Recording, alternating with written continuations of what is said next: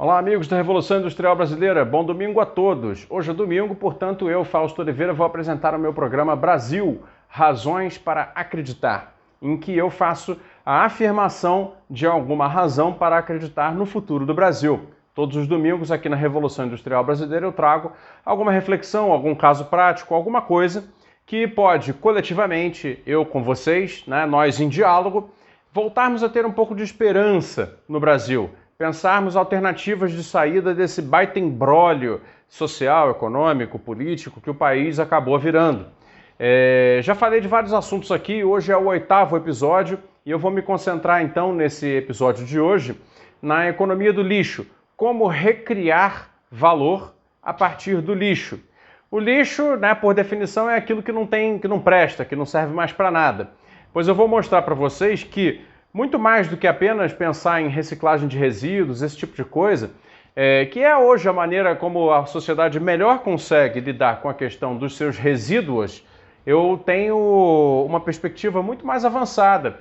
E não é por pensar melhor nem nada, mas simplesmente por uma informação que eu tenho que eu vou compartilhar com vocês aqui nesse episódio do Brasil, Razões para Acreditar. O lixo é um dos grandes problemas do mundo contemporâneo. A produção de lixo nas cidades é um absurdo. A gestão tradicional do lixo nos países de terceiro mundo é o chamado lixão, que é aquele bem bolorento, totalmente é só o despejo do lixo num lugar e aí com todo tipo de problema de contaminação, geração de doenças, etc. Depois vem a tecnologia dos aterros sanitários, que é um pouco melhor, mas que ainda assim não tem nada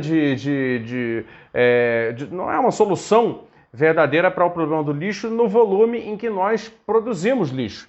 E aí, eu tenho já há alguns meses o conhecimento de uma tecnologia desenvolvida no Brasil, vejam só, que serve exatamente para transformar lixo em energia. O nome dessa tecnologia é Vorax.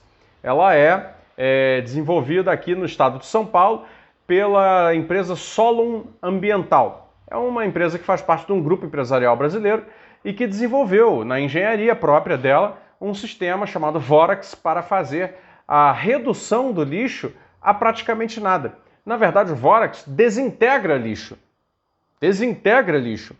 e transforma o calor gerado na desintegração do lixo em energia.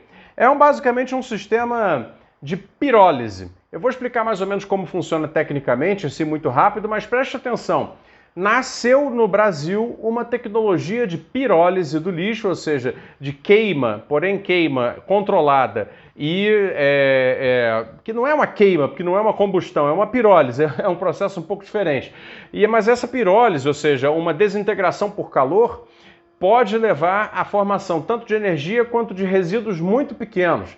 E aí o descarte desses resíduos, na verdade, acaba sendo reutilizado produtivamente. Vamos lá. Basicamente o que acontece? O Vorax é uma câmara de calor controlada que chega a temperatura de 1.600 graus, sem geração de fumaça, sem geração de fogo. Não é através de fogo, nem de nenhum tipo de queima de gás, nem nada, que o Vorax consegue chegar à temperatura de 1.600 graus. É por um outro processo que eu vou explicar mais adiante.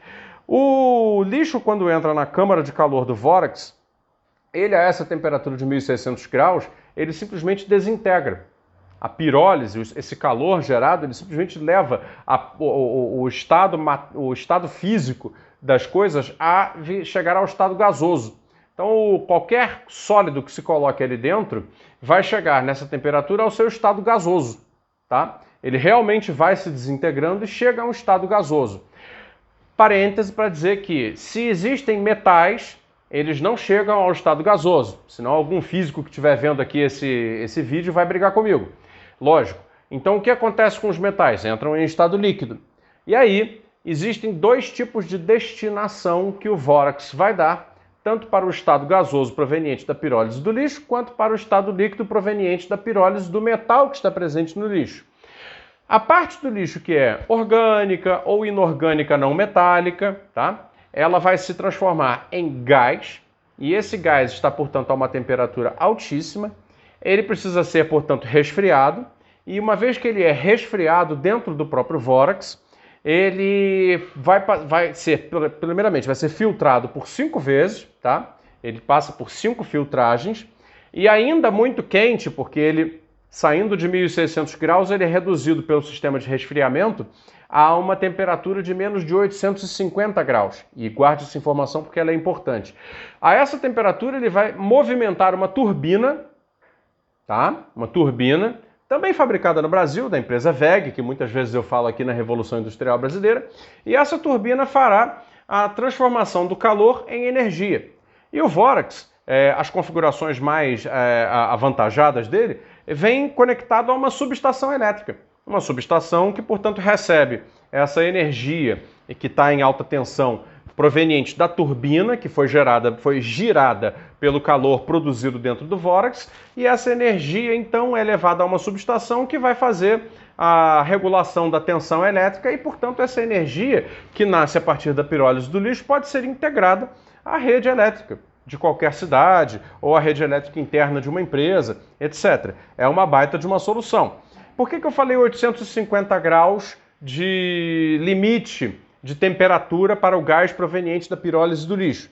Porque abaixo de 850 graus, o gás que é emitido, quer dizer, o gás resultante da pirólise, ele já está livre de partículas pesadas, que são os furanos e as dioxinas, que são cancerígenos, mas a partir do momento em que ele passa pelas 5 filtragens e é resfriado, abaixo dessa temperatura, então ele pode ser levado para a turbina e depois para o ambiente, apenas no formato de um gás de pouco teor de poluição, porque ele foi filtrado e depois resfriado.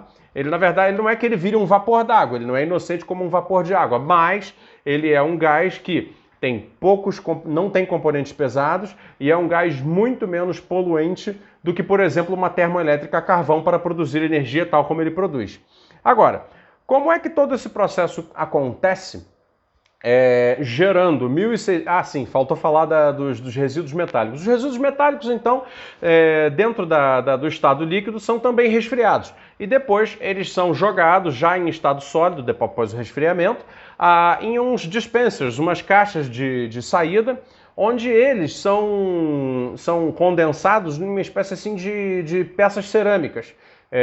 São peças metálicas, mas que adquirem um aspecto assim de uma pedrinha cerâmica, agora que pela própria natureza encapsulam os metais pesados, porque é da física que os metais pesados num processo de liquefação e depois recondensação, que os metais pesados vão se organizar na parte interna, molecularmente falando, do novo composto metálico que se condensa.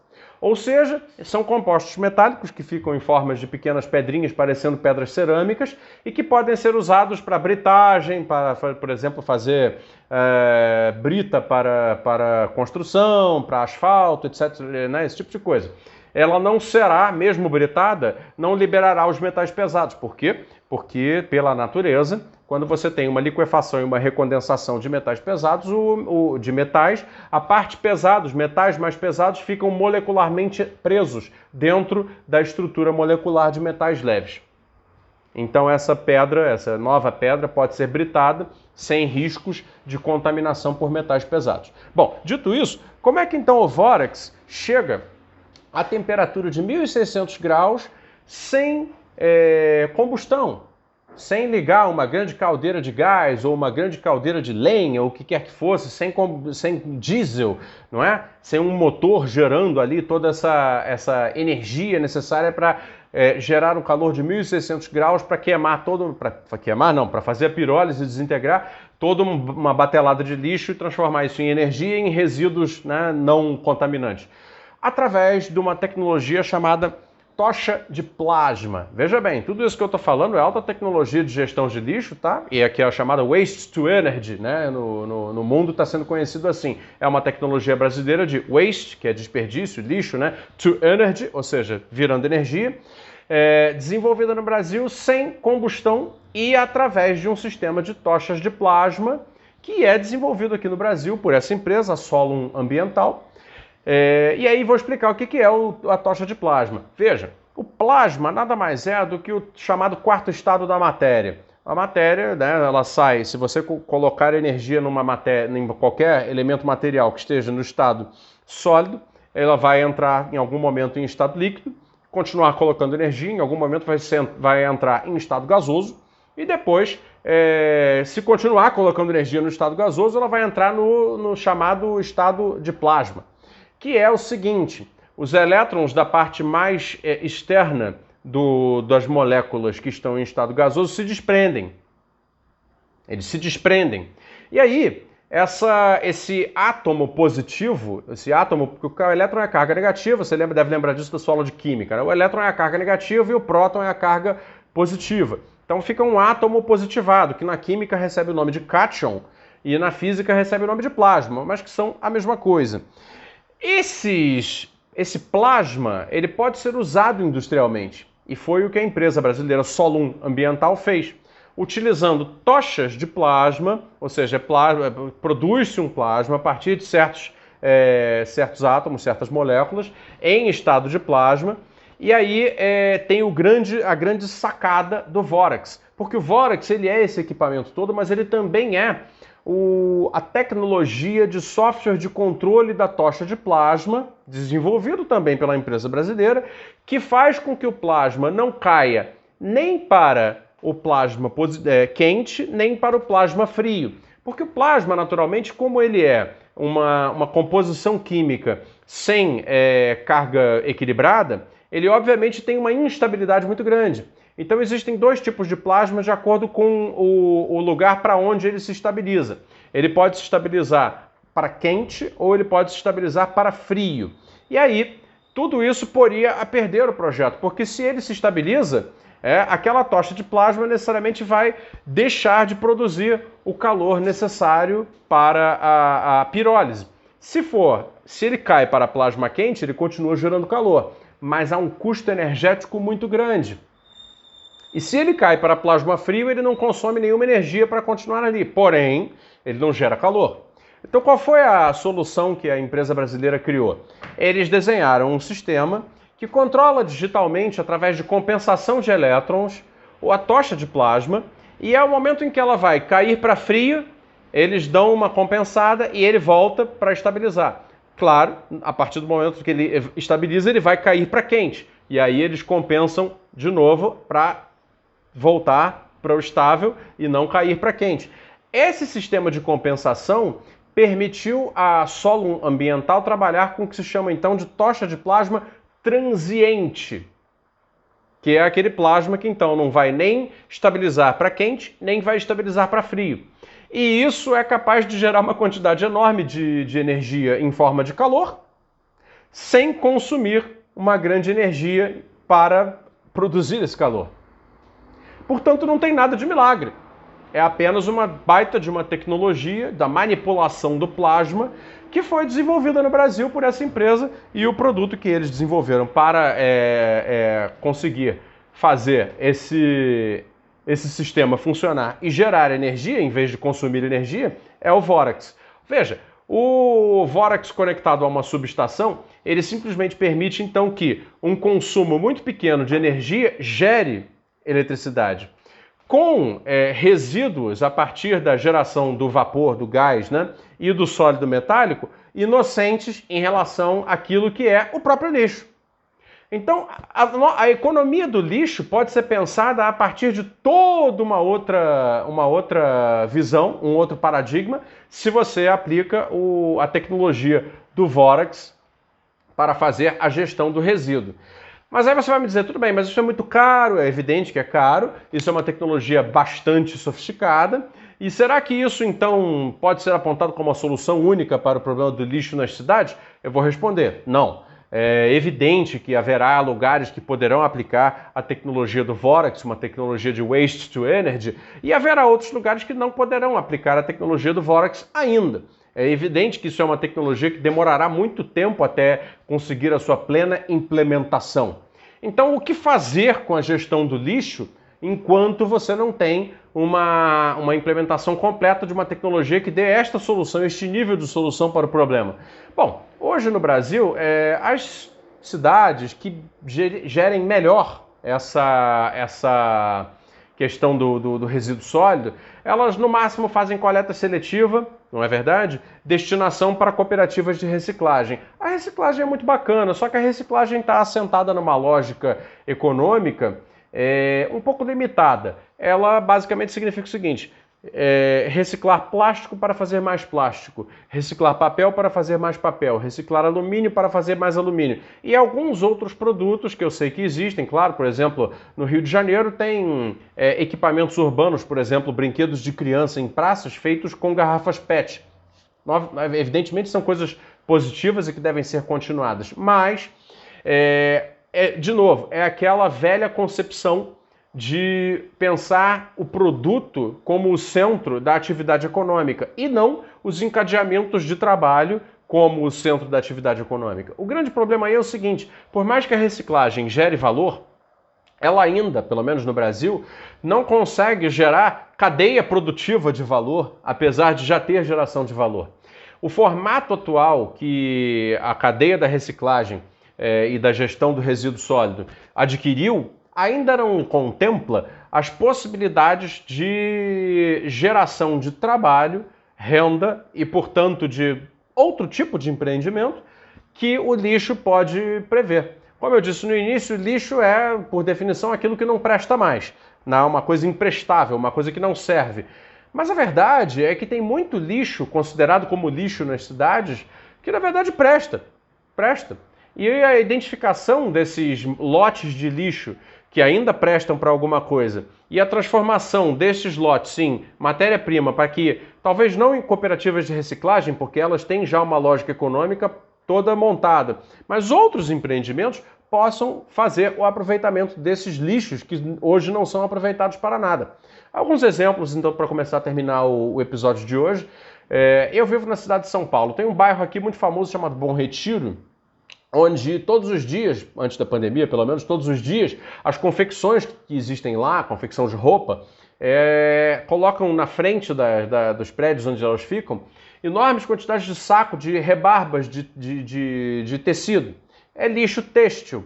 Só que aquilo não é exatamente lixo, não é sujo, é uma fibra que pode ser sintética ou natural, mas é uma fibra perfeitamente aproveitável e aquilo tudo vai para o lixo, sem ser exatamente lixo. Então, que tipo de arranjo econômico se pode pensar e organizar para que aquilo que está ali, que é considerado por todos, por toda a sociedade, pela prefeitura, como lixo, tenha seu valor econômico recriado a partir de uma coleta correta e de uma destinação produtiva, e não apenas uma destinação no sentido de dizer, esse lixo foi destinado corretamente. Não, a destinação tem que ser produtiva e reprodutiva.